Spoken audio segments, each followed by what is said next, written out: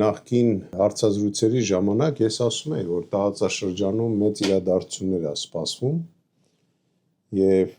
անհրաժեշտ է արդեն այսօր այդ իրադարձություններին պատրաստվել։ Մենք դրա մասին ես կարծեմ նույնիսկ մի քանի անգամ եմ ասել։ Ճիշտն ասած այսօր ես լսում եմ մեր իշխանության այսպես այդ իրանց գաղափարախոսությունը, որ տեսակ խաղաղություն, տեսակ մենք չխառնվեցինք, տեսակ այդ պատերազմը մեր կողքով է անցնում եւ այլ եւ այլ։ Ես մի հարց ունեմ, իսկ ինչ է կարել էլի։ Կամ դուք ով եք որ խառնվեիք կամ չխառնվեիք։ Նորից խափում են ժողովրդին, նորից բացարձակ խափեբայություն։ Ուրբաթ օրը մեր իշխանությունը սկսում են պլանավորել իրենց այդ